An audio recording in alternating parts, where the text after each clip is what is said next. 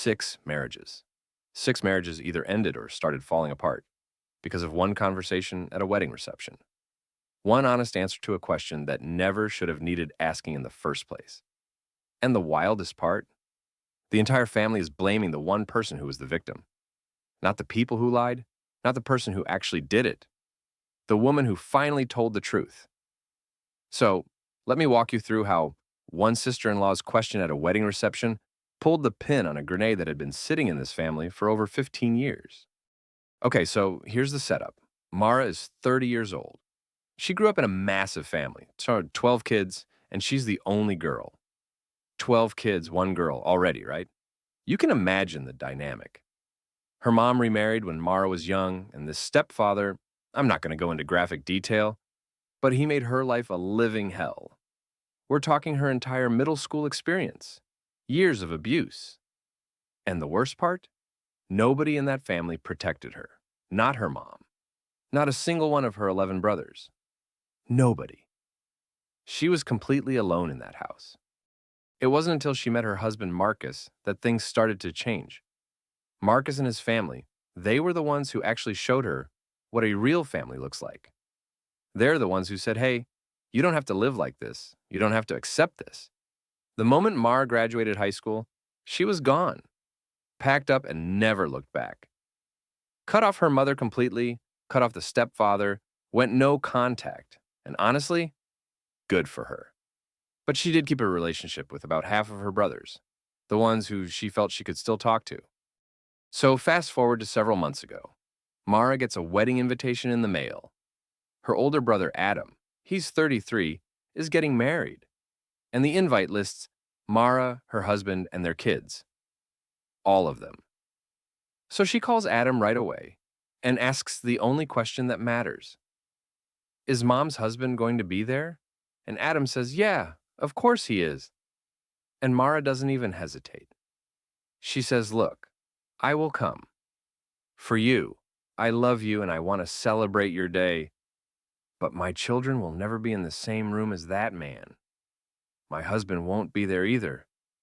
I'm coming alone, and that's final.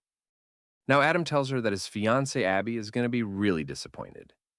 And here's the thing about Abby that makes this whole story hit even harder. Abby has no family, none, no siblings. Both her parents have passed away. She's completely alone. So, when she found out she was marrying into a family of 12 siblings, she was thrilled. She wanted everybody there. She wanted the big loud family she never had. And Mara, the sister she'd never even met, she was especially excited about. Adam's mysterious little sister is what she called her. The wedding day comes. Mara shows up alone just like she said she would. Marcus takes the kids to visit his parents for the weekend. The ceremony. Beautiful. Watching her brother up there, genuinely happy, it meant something to her. For a minute, it almost felt normal, like she was just a sister at her brother's wedding, like all that other stuff didn't exist. But then the reception happens, and during the reception, Abby finds Mara, pulls her aside, and she is excited, like genuinely, radiantly excited to finally meet her. She's asking a million questions, she's warm, she's open, and then she asks the one question that changes everything. How come you're never around? And Mara's heart just drops because she realizes in that moment that nobody has told this woman anything. Abby has no idea. And what's worse, what's so much worse, is what they did tell her. They told Abby that Mara is dramatic, that she's a brat, that she's been throwing a years-long tantrum. That's the story they gave the new wife. That's how they explained away a girl who was abused in their own house. Mara tries to hold the line. She tells Abby, look, this is really a conversation you need to have with Adam, not me, him. But Abby says she's tried.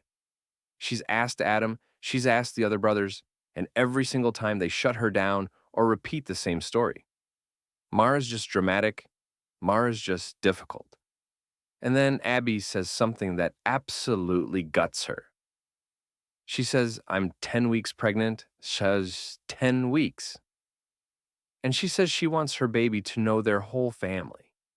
This child isn't going to have aunts and uncles and cousins from her side. She has nobody.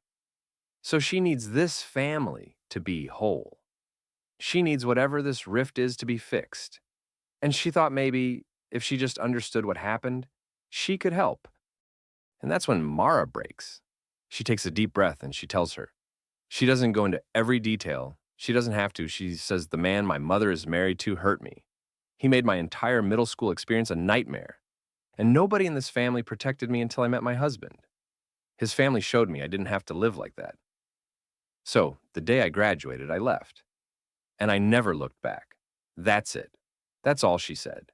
And then she turned around, walked out of the reception, got in her car, and drove straight home. Now here's where the whole thing detonates. Adam and Abby go on their honeymoon.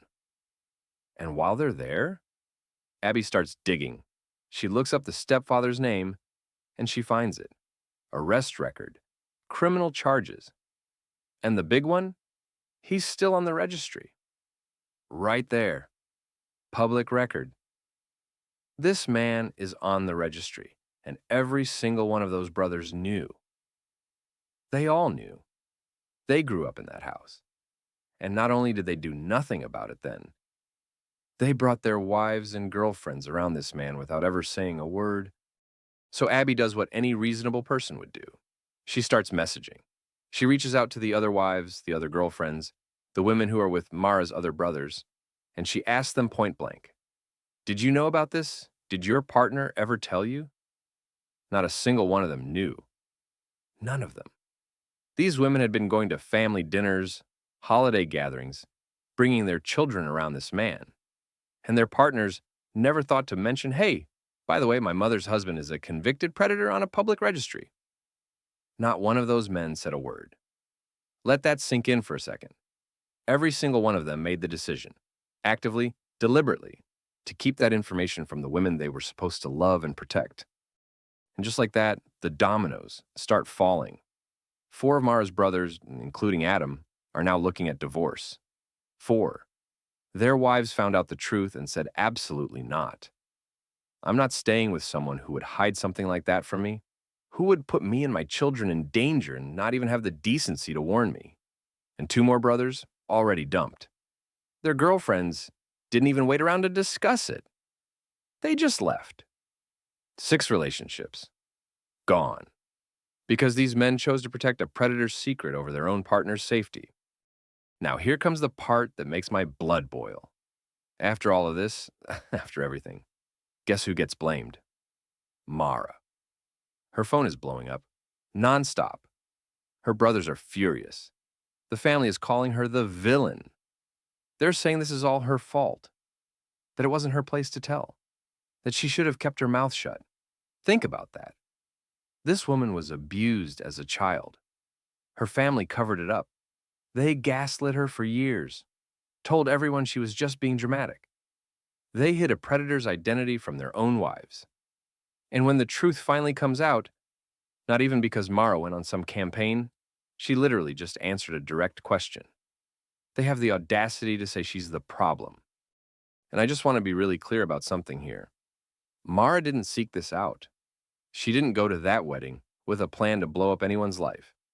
She went alone. She left her kids at home to keep them safe. She tried twice to redirect Abby to Adam. She said, talk to your husband. Twice. It was Abby who pushed because Abby had been lied to for the entire relationship, and she deserved the truth. And when Mara finally told her, she didn't even give details. She said what happened. She said nobody protected her, and she left. That's not someone stirring drama. That's someone who was tired of carrying a secret that was never hers to carry in the first place. Her husband Marcus said it best. He told her, you did nothing wrong. They should have been honest with their partners. And he's right. Those marriages didn't end because Mara told the truth. Those marriages ended because those men lied for years. They chose silence. They chose complicity. They chose to shield the person who hurt their sister over the women they were building lives with. And when the truth came out, because truth always comes out, they didn't have the spine to own it. They pointed the finger at the one person who actually had the courage to be honest. So is she the villain here? Come on, you know the answer. The only people who are mad are the ones who benefited from the secret staying buried. And honestly, those wives and girlfriends, they deserve to know. Every single one of them deserved to make an informed choice about who they were with and who they were bringing their children around. Mara didn't destroy those marriages. The lie did. And it was never her lie to keep. If you're listening to this and you're in a situation where someone is telling you to stay quiet about something like this, don't. The truth is heavy, but it's not yours to carry for them.